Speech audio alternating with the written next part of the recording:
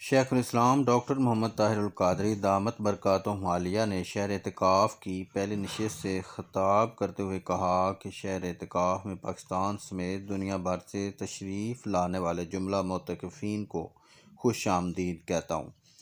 آج کی رات سے 26ویں رمضان کی شب تک انشاءاللہ تعالی 6 مجالس میں موضوع گفتگو ہوگا، خدا کو کیوں مانیں اور مذہب کو کیوں اپنائیں۔ سورہ لقمان کی آیت نمبر 20 کی تفسیر کرتے ہوئے فرمایا کہ کیا تم نے نہیں دیکھا کہ آسمانوں اور زمینوں کی ساری کائنات کی جملہ موجودات کو اللہ نے تمہارے لیے ایک خودکار نظام کا پابند بنا دیا۔ پھر سورہ صاد کی آیت نمبر 29 کی تفسیر میں بیان کیا کہ تدبر اور غور و فکر سے مراد ہے کہ ان آیات کی گہرائی میں اتریں اور جانیں کہ کیا کیا حقائق اور معارف ان آیات کے ذریعے لوگوں کے سامنے رکھے ہیں۔ اللہ رب العزت نے دراصل ان آیات کے ذریعے میسج یہ دیا کہ جسے اللہ کو جاننا ہو اور اللہ کا پتہ معلوم کرنا ہو، اللہ کہاں ہے، وہ موجود ہے یا نہیں، اگر ہے تو کہاں ہے، اس کو کیوں مانیں۔ اگر یہ جاننا ہو تو سیدھا اس مبارک کتاب کی طرف آ جائے اور اسے اللہ کا پتہ اسی کتاب کی آیتوں کے اندر سے مل جائے گا۔ اس کے بھیجے ہوئے دین و مذہب کو کیوں اپنائیں، اس سوال کا جواب بھی اسی کتاب کی آیات سے مل جائے گا۔ آج کی نشست میں آئیے آج اللہ تعالیٰ کا پتہ معلوم کرتے ہیں تاکہ نوجوان ذہنوں میں ابھرنے والے اشکالات کا ازالہ کیا جا سکے۔ یہ بات ذہن نشین کر لیں کہ پتہ کس کا ہوتا ہے۔ پتہ اس کا ہوتا ہے جو صرف ایک جگہ موجود ہو، اس کا ایڈریس ہوتا ہے، اور جو ہر جگہ موجود ہو اس کا کوئی پتہ نہیں ہوتا۔ خدا ہر جگہ موجود ہے۔ اس دعوے کا جواب قرآن نے ان الفاظ میں دیا ہے کہ ساری کائنات اس کے احاطہ میں ہے، شرق تا غرب سب کچھ اسی کی دسترس میں ہے۔ اللہ کسی ایک سمت میں مخصوص مقید نہیں ہے، ہر سمت دیکھو گے ہر سمت پاؤ گے، کیونکہ اللہ بڑی وسعت والا ہے۔ ساری کہکشائیں جن کی تعداد اربوں میں ہے، یہ نظام شمسی اور یہ سارا سولر سسٹم ایک چھوٹی سی چیز ہے۔ اللہ ان سب سے بڑا ہے۔ ساری سماوی کائناتیں ہیں، اللہ پاک نے فرمایا وہ ان سے کہیں زیادہ وسیع ہے، اور اس نے ان کو اپنے امر سے مسخر اور خودکار نظام کا پابند بنایا ہوا ہے۔ یہ کائنات اس قابل نہیں کہ یہ اللہ کا پتہ بتائے۔ ہاں، اس کائنات کی نشانیاں ایسی ہیں، ایک ایک نشانی میں غور کرو گے ہر وجود اللہ کا پتہ بتائے گا، اللہ کی راہ دکھائے گا۔ بے بنیاد خیالات میں ہماری نوجوان نسل کو پریشان کرنے والے سوالات میں سے ایک تصور غیب بھی ہے کہ بن دیکھے کیسے مان لیں جب اللہ کو دیکھا ہی نہیں، اور آپ کہتے ہیں کہ حواس خمسہ میں بھی نہیں آ سکتا، ہم اس کا ادراک نہیں کر سکتے، تو کیسے مان لیں؟ جواب یہ ہوگا کہ ایمان بالغیب ہی وہ صفت ہے جس سے ایمان کا راستہ نکلتا ہے۔ غیب عربی زبان کا لفظ ہے۔ غیب اس چیز کو کہتے ہیں جو موجود تو ہو مگر مشہود نہ ہو، یعنی دکھائی نہ دے سکے۔ جس چیز کو دیکھا نہ جا سکے اس کا مطلب یہ نہیں کہ وہ موجود نہیں ہے۔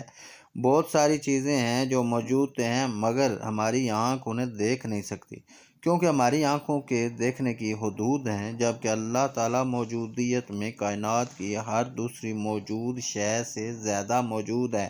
اب سائنس اس کے جواب میں کیا کہتی ہے؟ جو چیزیں ہماری حسیات سے ماوراء ہیں، دکھائی نہیں دیتی، تو سائنس ان سے ان کے اثرات کو دیکھ کر ایک نتیجہ اخذ کرتی چلی جائے گی، اور بہت سے نتائج جب ملیں گے استنباط کر کے، انفراج کر کے، تو ان مشاہدات سے حاصل ہونے والے نتائج کے ذریعے انسان جان جائے گا کہ کوئی اور حقیقت ہے جو دکھائی تو نہیں دیتی مگر موجود ہے۔ یہ دونوں طریقے عقل کے اور سائنس کے متفقہ ہیں۔ اس پر دنیا کا کوئی عقل مند شخص انکار نہیں کر سکتا۔ مختلف سائنسی مثال دے کر سمجھاتے ہوئے شیخ الاسلام نے فرمایا کہ اگر آپ کی سمجھ میں کوئی چیز نہ آئے تو عزیزان محترم اسے یہ سمجھیں کہ ہماری محدودیت ہے، اس سے اللہ کی موجودیت کی نفی نہیں ہو سکتی۔ ہماری محدودیت ہے، ہمارا محدود ہونا اللہ کے موجود ہونے کی نفی نہیں کر سکتا۔ اسی نقطے پر سیدنا مولا علی المرتضیٰ کرم اللہ وجہ الکریم بھی فرماتے ہیں، لوگوں، اس بات کو یاد رکھو کہ علم میں راسخ اور پختہ لوگ وہی ہیں جو غیب کے پردوں میں چھپی ہوئی چیزوں کا اقرار کر لیتے ہیں۔ اس لیے اللہ رب العزت نے ان کی مدح کیا ہے۔ لہٰذا لوگوں، اس غیب کے ایمان پر اکتفا کیا کرو اور اسے اپنی محدود عقل کے پیمانوں کے مطابق سمجھنے کی کوشش نہ کرو، چونکہ اس کوشش سے تم اللہ کو محدود بنا بیٹھو گے جبکہ وہ غیر محدود ہیں، اور اگر اللہ کو محدود بنا لیا تو تمہارا شمار ہلاک ہونے والوں میں ہو جائے گا۔ سائنس کی بات کریں تو ایٹم کا وجود آج تک سائنس نے دیکھا ہی نہیں، مگر ساری دنیا اس کو مانتی ہے، تو یہ غیب کا علم نہیں ہے تو کیا ہے؟ مادے کے وجود کی بنیاد ایٹم اور خلیاتی نظام کی بنیاد نیوکلیس، یہ لاکھوں کتب بھری پڑی ہیں، جبکہ اس کو دیکھنا ابھی تک ناممکنات میں سے ہے۔ لیکن ان ساری سائنسی حقیقتوں کو آپ نے نہیں دیکھا تو پھر بھی مانتے ہیں بلا چون و چراں، مگر ایمانی حقیقتوں کو نہیں دیکھا تو کہتے ہیں کہ دیکھے بغیر نہیں مانتے، تو یہ ایک تضاد ہے، بس اس کو ختم کرنا ہے۔ اگر سائنسی حقائق جنہیں سائنس نے بتا دیا کہ یہ ہیں مگر دیکھا نہیں تو ہم مانتے ہیں، تو ایمانی حقائق جس کو اللہ اور رسول نے بتا دیا کہ یہ ہیں، ہم نے نہیں دیکھا، ہمیں ماننا چاہیے۔ انسان، کائنات، اربوں خربوں کے اکشائیں چل رہی ہیں، ایک نظم ہے، توازن ہے، ضبط ہے، تو یہ سارا کچھ نظر تو نہیں آتا، اللہ نظر تو نہیں آتا، مگر یہ سب کائنات کے افعال دیکھ کر پتہ چلتا ہے کہ ان کے پیچھے کوئی ہے، اور وہ جو ان کے پیچھے چلانے والا ہے اس کا نام اللہ ہے۔ حقائق کے اثرات نظر آتے ہیں، ان کے ایفیکٹس نظر آتے ہیں، اثرات کو آیات کہتے ہیں، یعنی ان کی نشانیاں نظر آتی ہیں، ایفیکٹس نشانی ہے۔ صدیاں گزر گئیں، قرآن چیلنج کرتا رہا، کوئی اس چیلنج کا جواب نہیں دے سکا۔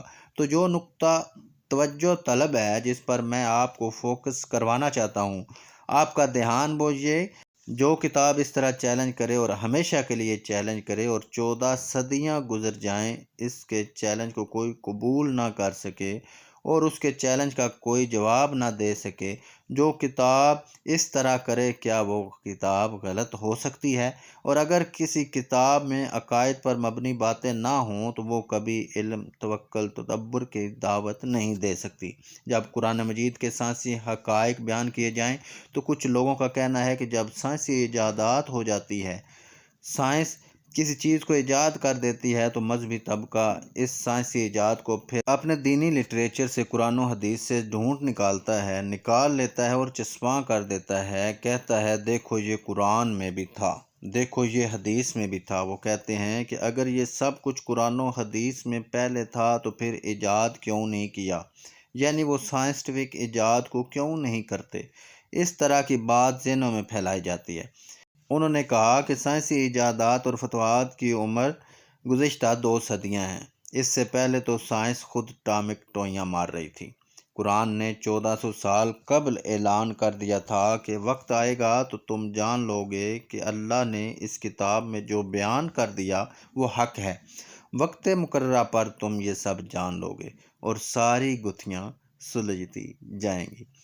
اگر آپ ہمارے چینل پر نئے ہیں تو چینل کو سبسکرائب کریں، ویڈیو کو لائک اور شیئر ضرور کریں۔